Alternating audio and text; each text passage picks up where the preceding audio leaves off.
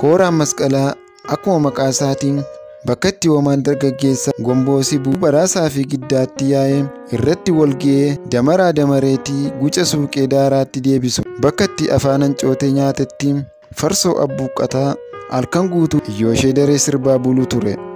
Abbaan jaldeessoo jaarsa waggaa mana 80 keessatti argaman gaafa ta'an dhala yookiis aantee bara dulluma isaanii kanatti isaan sooruu waan hin qabneef daandii cina ta'anii harka namaa millataa jiraachuun dirqama jireenyaa itti taanaan kan dur hin beekne umurii isaanii kanaan kadhaa eegalan. Herbee of dura afanii kadhachuunii fi kanneen harka gargaarsaa isaanii fiixatettiin eebba roobsuunis dalagaa isaanii yeroo maraati. Dirqama jireenyaa kana ba'achuuf jecha guyyaa gabaa cina gabaa guyyaa dilbataa fi ayyaanaa karra mana sagadaa jala guyyaa biraa immoo mana barumsaa keenya cinaatii hin dhibamani.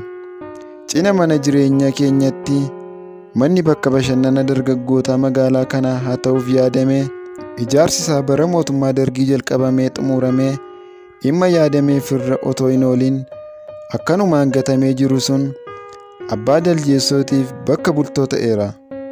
Yommuu simbirri waccitee bari'uuf lafa labsitu bakka ciisanii ka'anii yeroo aduun dhiitee dukkana galgalaatiif bakka lakkisuu eegaltu immoo bakka ciisichaatti deebi'anii abidda qabsiifatanii hanga halkan walakkaatti cina abiddaa ta'anii qammatu.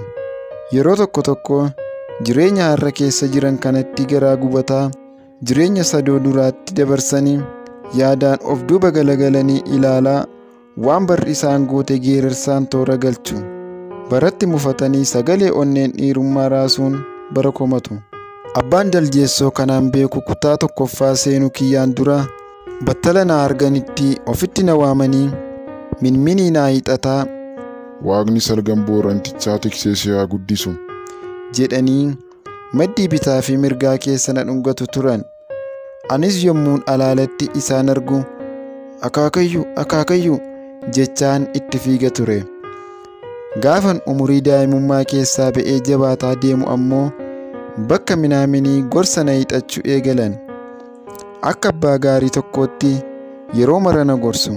Jecha lafee cabsee lafee seenee lafee keessatti afu jireenya kiyyatti facaasu.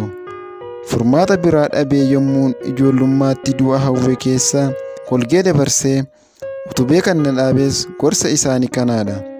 Maqaan isaanii dhalootaa Obbo Raggaasaa ta'ullee namoota biratti kan beekaman maqaa boodarra argatanidha. Obbo Raggaasaan gargaarsa kadhaaf baadiyyaatti gara magaalaatti kan dhufan qofaa isaanii osoo hin taane ilmoo daljeessaa manatti madaqsanii guddifatan waliin ture. Argattee nyaattee dhabduu garaa duwwaa marmaartee rafti malee isaan irraa adda baatee jiraachuu yaaltee hin beektu jedhu jaljeettatti. Yeroo danuufatamtee gara jireenya fooyyee qabutti geeffamtus baddee galtee jaalala isaaniif qabdu mirkaneessite malee jireenya fooyyee qabuun Obbo Raggaasaa hin jijjiirre jedhu. Jaalala Obbo Raggaasaan jaljeettii isaaniif qabanii fi sodaa fi kabaja jaljeettiin Obbo Raggaasaaf qabdu namoonni hubatanii ilaalan jaalala sodaa fi kabaja abbaa fi ilmi waliif qabaniin walitti fakkaannaan abbaa jaldeessoo jedhanii Obbo Raggaasaa waamuu eegalan jedhu. Jaljeettiin kun waggoota 15tiin dura balaa konkolaataatiin kan duute ta'us maqaa isaaniif moggaa'e garuu ishee faana hin duune. Obsaa koo obsi eegsisaan oolse miti? Sagaleen jedhu sagaleen abbaa jaldeessoo yaada na dhudhaa'ee keessa na deebise.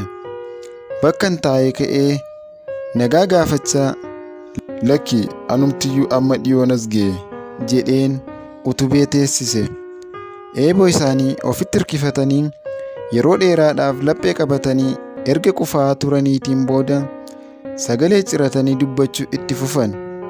Miillatti tokkotu lafa na ejjechuu dide. Walitti aansuun qufa'anii waraansi tokkos laphee jalaa ol tumatee gidiraana kaa'utti jira jedhanii amma arganan. Bakka taa'umsaa mijeeffataa natti galagalanii yaa obsaa jedhani. Ija keessa na ilaalaa. Akaakayyuu maal jettani? jedheen gaafadhee ija gaaffeen ilaala.